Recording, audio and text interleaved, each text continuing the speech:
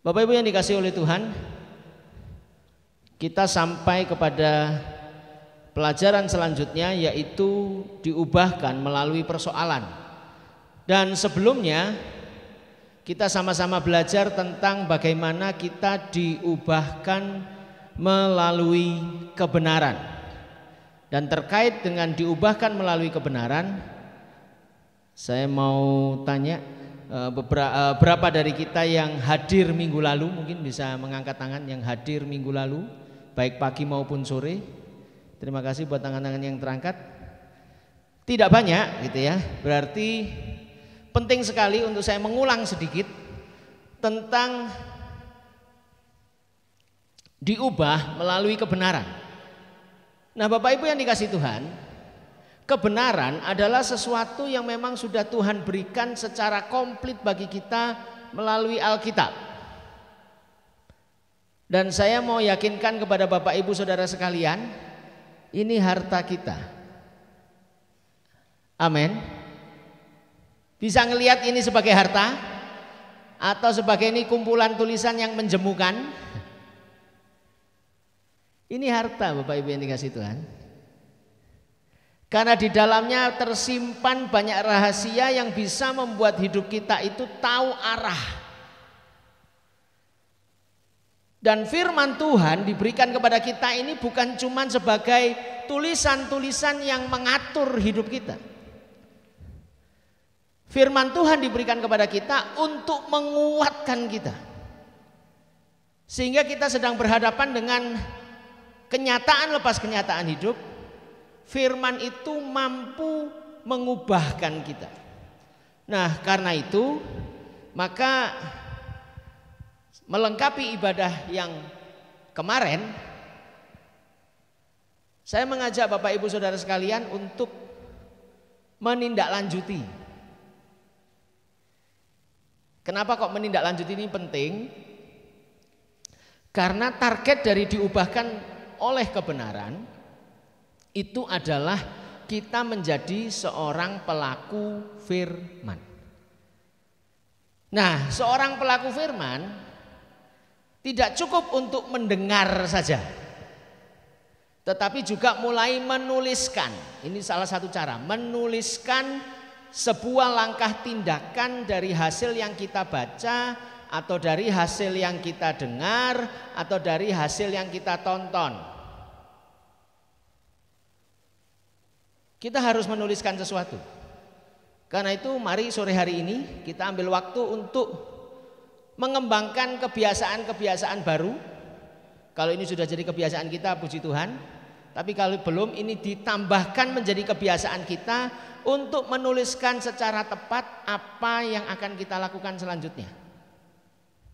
Jadi setelah kita keluar dari ruangan ini, firman itu sudah bisa kita terapkan dengan praktis. Kita harus punya catatan. Jadi silahkan Bapak Ibu yang punya bolpen boleh dicatat, yang mau nyatet di HP juga boleh. Kurang lebih ada 3 hal yang perlu kita catat. Yang pertama adalah apa yang kita dapat dari firman yang kita dengar. Setelah itu apa langkah konkret yang harus kita lakukan. Langkah konkret ini sesuatu yang terjangkau, sesuatu yang mudah untuk kita lakukan. Dan yang terakhir yang tidak kalah penting adalah kapan kita akan mulai melakukannya. Atau berbahagialah yang sudah berpasangan, pasangan kita sebagai kontrol kita.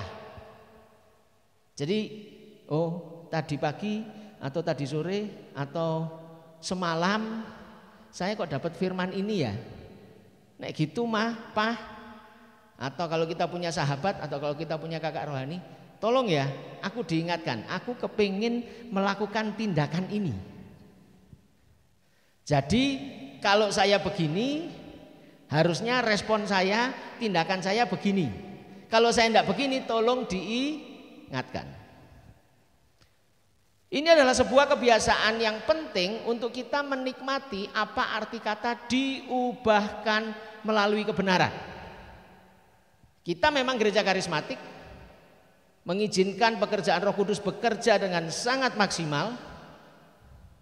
Tetapi bukan berarti kita meninggalkan catatan-catatan, kebiasaan mencatat. Jadi tidak ada ceritanya Bapak Ibu. Oke, saya tolong didoakan sabar. Oke, bisa kita doakan. Tapi setelah didoakan, ya kita harus merespon. Kalau kita mau diubahkan melalui kebenaran. Nah, slide berikut ini akan menolong kita melakukannya. Saya akan kasih contoh, misalnya kebenaran yang kita dengar dan berbicara dalam kehidupan kita adalah di dalam 2 Korintus pasal 4 ayat 17 misalnya. Saya akan bacakan sesuai dengan terjemahan baru 2. Ya. Di sini Rasul Paulus menuliskan, sebab penderitaan ringan yang sekarang ini, perhatikan ya. Jadi Paulus ini menghadapi tantangan pelayanan yang tidak mudah. Tetapi dia mencatat tantangan yang tidak mudah ini sebagai penderitaan ringan. Kenapa? Karena Paulus bandingkan dengan hasilnya. Hasilnya apa? Kemuliaan kekal yang melebihi segala-galanya. Itu sebabnya kenapa Paulus pernah menuliskan, justru dalam kelemahankulah kuasa Tuhan sempurna. Nah, ayat ini berbicara buat kita misalnya. Maka apa komitmen pribadi kita? Kita mencatat.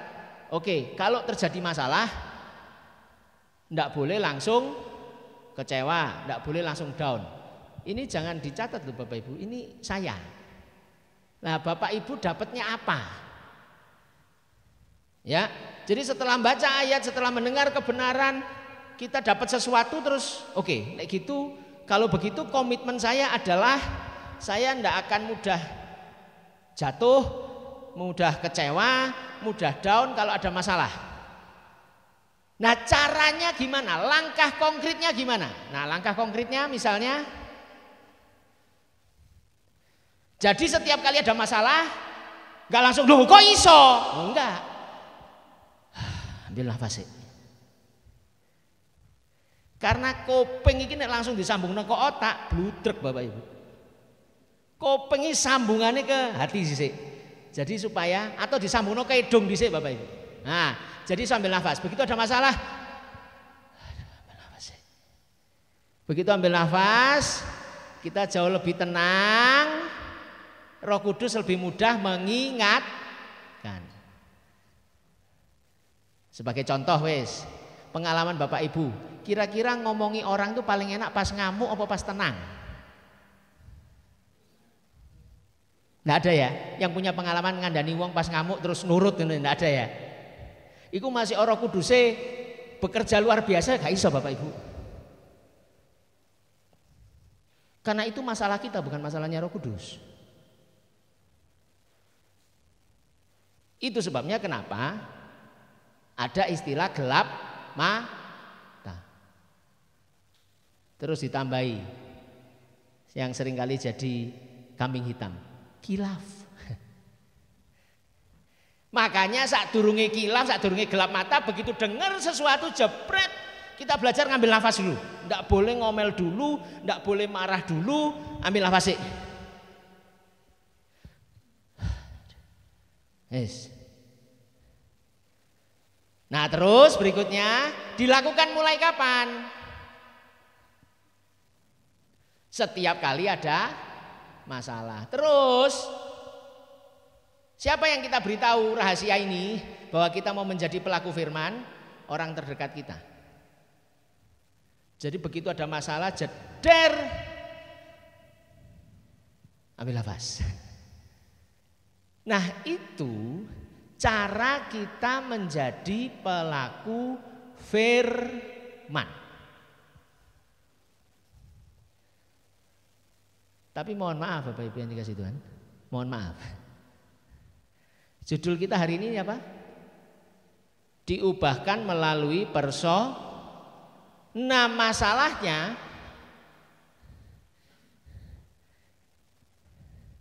manusia ini kalau diomongi sekali dua kali dengan firman kurang mantep rupanya. kalau nggak dijajal langsung ambil persoalan. Yang pernah merasakan disenggol kanan kirinya, pantesan kini akeh masalah. Lakon mari ngrungokno firman lali. Saya akan menyanyikan sebuah pujian ini. Kunci C.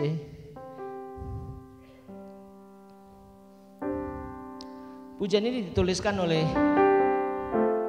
seorang anak Tuhan yang luar biasa.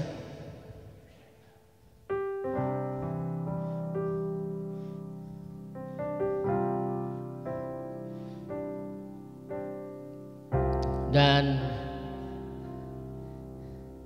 kita akan melihat teksnya. Bagi Bapak Ibu yang bisa lagu ini, sebuah lagu yang sangat lama, kita akan nyanyikan bersama-sama.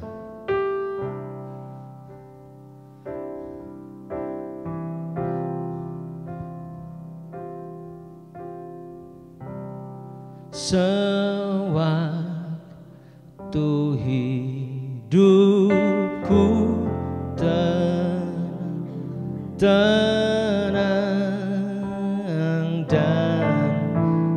dan aman, ataupun susah menimpa, sebab sebentar, saya yang salah rupanya. Saya cari teksnya dulu. Oh salah, maaf. Pantas lagunya tidak cocok.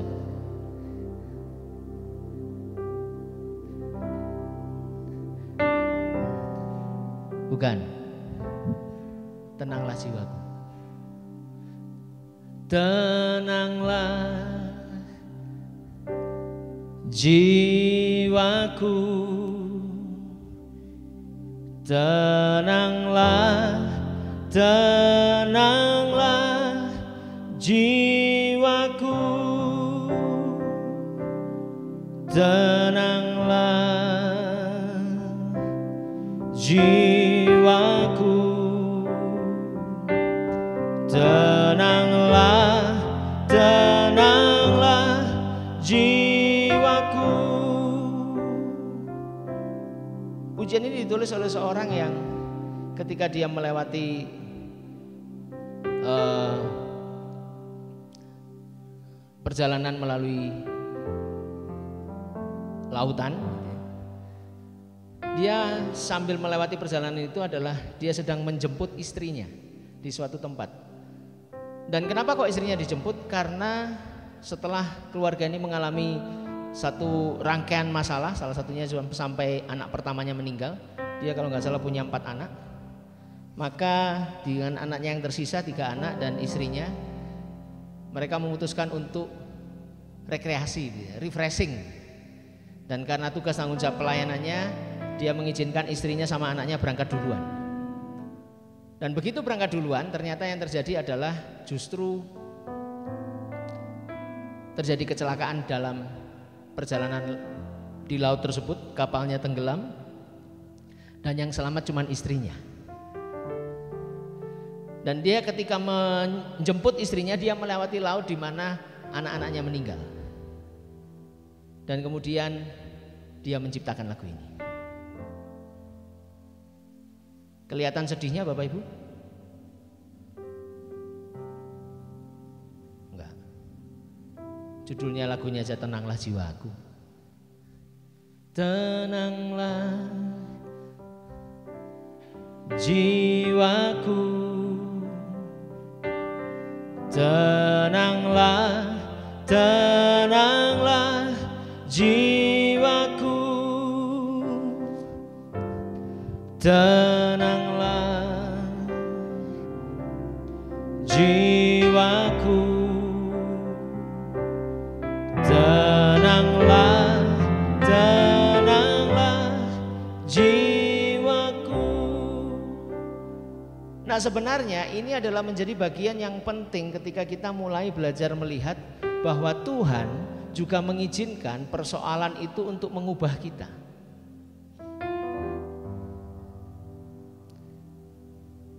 Kenapa kok begitu?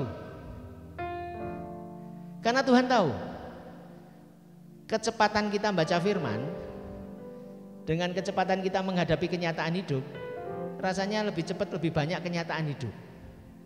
Apalagi kalau kita baca firmannya pas hari Minggu tok. Waduh, lebih berat nih Bapak Ibu. Abot iki wis.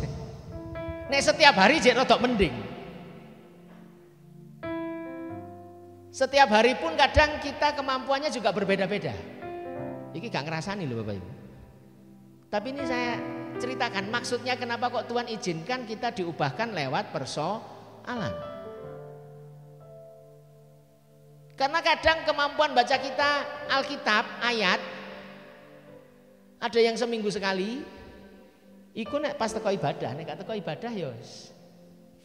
Ngenteni Roh Kudus lewat ae wis. Sekali lagi saya nggak ngerasani jemaat di sini loh ya. Dimbuh nek sebelah ndi lah. Atau ada yang cuman sehari sekali. Tapi seayat toh. Kalau saya guyonan sama teman-teman saya, mungkin kalau kita baca satu ayat tok sehari, kira-kira mangan sehari pisan niku gak pisan mangane. Sak sendok tok. Sepokok wareg lah. Sendoknya sak entong. Karena itu Tuhan izinkan kita diubahkan lewat persoalan. Kenapa? Karena kenyataan hidup itu kita tidak akan pernah tahu. Dan dia terus datang mengikuti perjalanan hidup kita. Masalah itu bisa datang Senin, Selasa. Ada yang tahu? Oh, nek aku bener Rebo itu mesti ono masalah. Ada yang tahu begitu Bapak? Tidak ada yang tahu. Oh, aku nek bengi mesti ono masalah. Iya, mungkin gak iso turu. Tidak ada yang tahu. Masalah itu datang pagi, siang, sore, Senin, Selasa, Rebo, bulan Januari, Februari, Maret. Tidak ada yang tahu. Karena itu Tuhan menggunakan kenyataan-kenyataan hidup untuk membuat kita belajar melihat sesuatu. Nah, salah satunya yang dihadapkan oleh pencipta lagu Tenanglah Jiwaku ini. Niatnya rekreasi malah jadi bencana.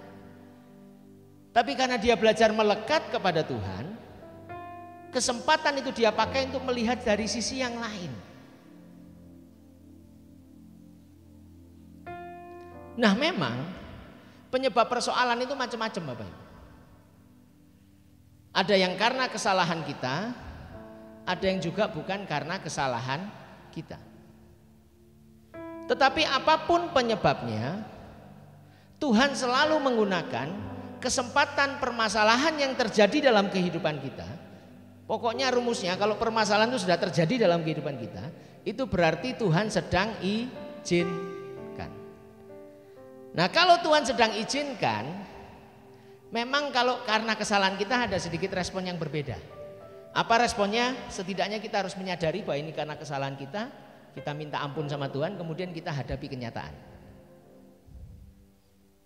Bedanya di sini. Harus sadar dulu, kemudian minta pengampunan. Tapi kemudian harus dihadapi.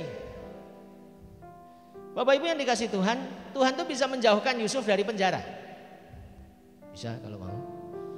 Tuhan juga bisa menjauhkan Ayub dari kebangkrutannya. Bayangkan, kebangkrutan Ayub itu enggak kira-kira, beruntun terus.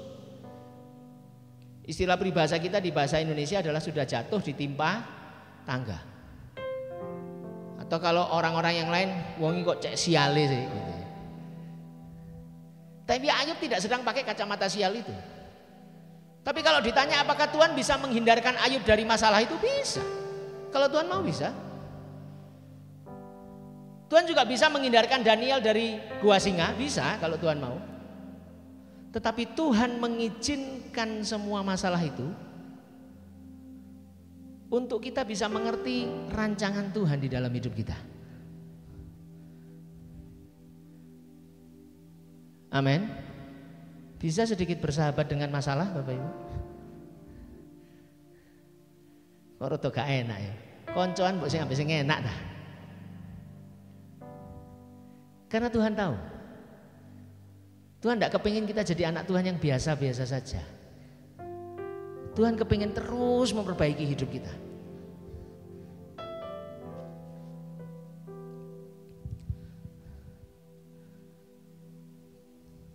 Karena itu ketika masalah datang, maka penting sekali kita punya cara pikir yang tepat.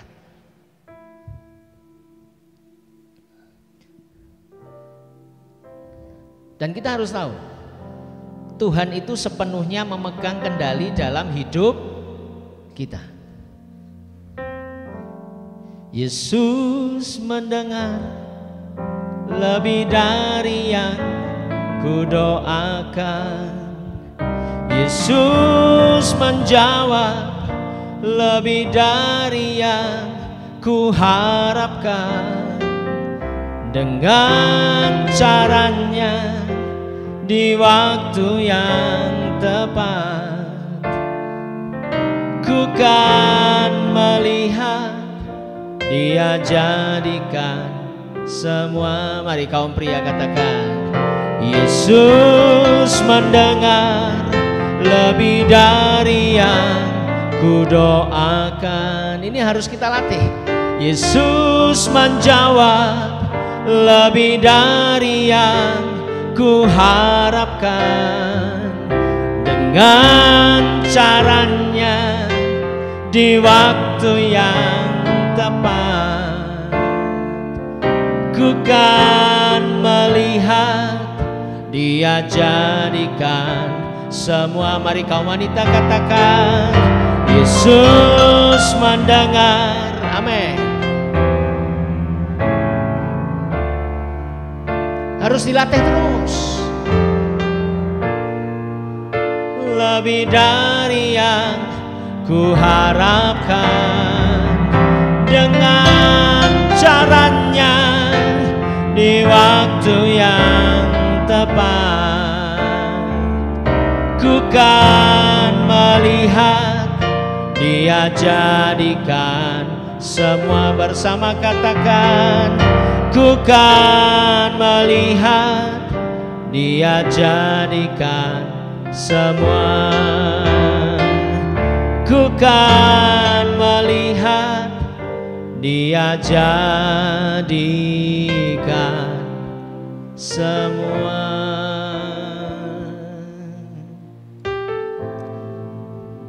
Kenapa pola pikir ini penting? Karena ternyata kita bisa punya sikap yang berbeda ketika kita menghadapi masalah. Kita bisa menyerah, atau banyak diantara anak-anak sekarang, wis gak usah dianggap ya wis. Atau malah trauma. Catat baik-baik Bapak Ibu yang dikasihi oleh Tuhan. Trauma atau tidak, ini bicara sejauh mana kita mengizinkan Tuhan mengisi hidup kita.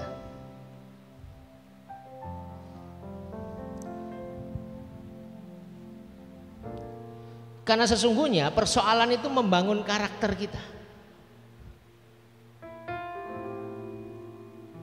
Saya sering katakan dan bersyukur saya punya pengalaman yang seperti ini.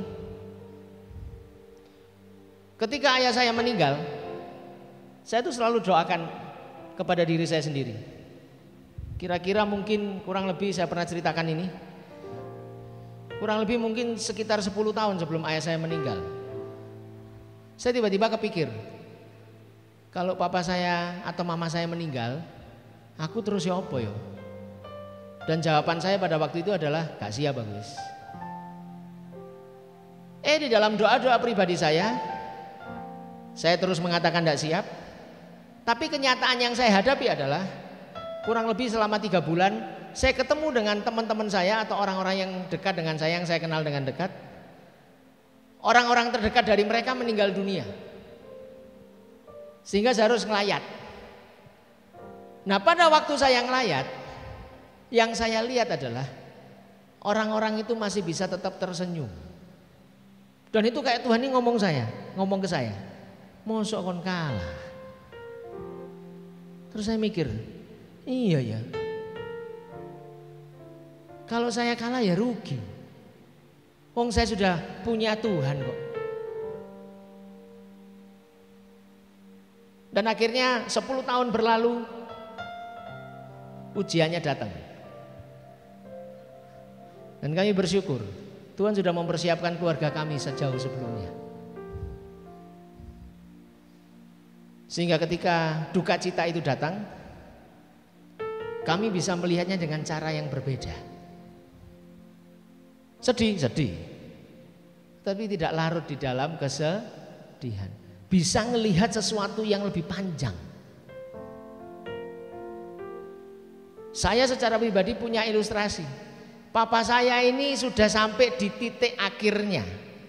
Seperti sedang ngasih tongkat ke saya, dan tugas saya bersama dengan keluarga yang masih ada, mama dan adik saya, menerima tongkat itu untuk segera berlari. Bapak Ibu yang dikasih Tuhan, kalau orang lomba lari estafet bisa diam sebentar? Nggak bisa. Lang dicekel, lang ditompo, melayu lebih kenceng nek iso. Cek timnya menang. Itu ternyata menolong saya tidak berhenti di dalam kesedihan.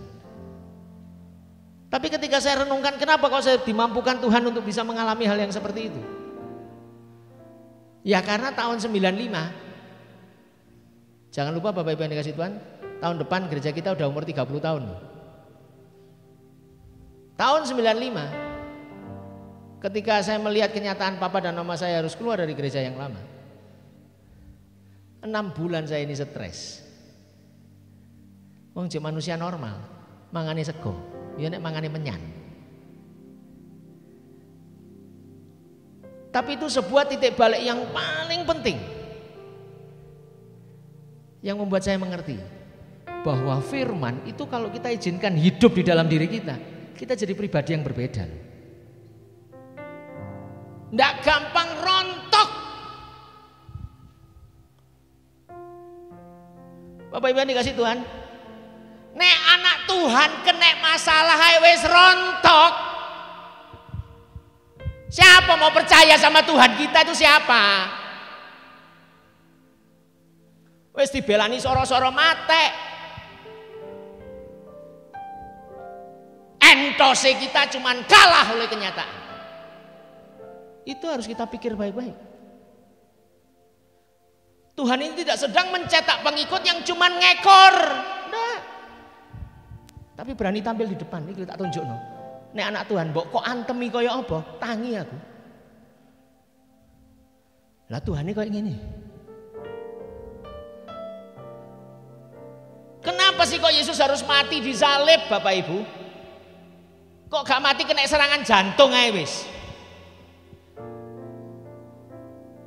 Apa kepleset terus mati gitu? Karena Yesus tahu kita yang akan meneruskan firman-Nya akan punya banyak masalah yang membuat kita sendiri kadang bingung kenapa kok Tuhan izinkan. Tapi begitu kita bingung kenapa kok Tuhan izinkan, kita memandang salib, eling. Oh iya yo, Tuhan aja lebih soro kok. Tuhan mengambil jalan ninja, jalan yang paling sepi, ndak ada yang mau.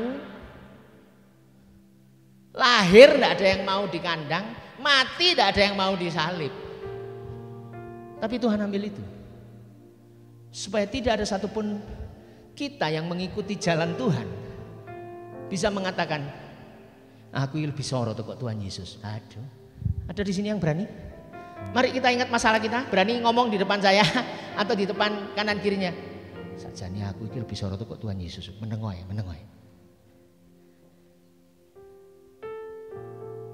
Alah nek mek dilokno wong, alah mek dicolong duwite difitnah orang. Pret. Yes. Aku akan terus berjalan. Tak bukteno nek aku iki anak Tuhan. Berani Bapak Ibu? Itu hanya bisa terjadi kalau firman itu kita izinkan hidup. Kalau kita punya pola pikir, begitu kena masalah, kita langsung tahu Tuhan sedang beracara sama kita. Karena itu kita mampu nyanyikan ini. Masalahnya sudah selesai? Mungkin belum. Tapi kita bisa nyanyi ini. Yesus mendengar lebih dari yang kudoakan. Keren tadi. Yesus menjawab lebih dari yang ku harapkan. Koncone ngomong,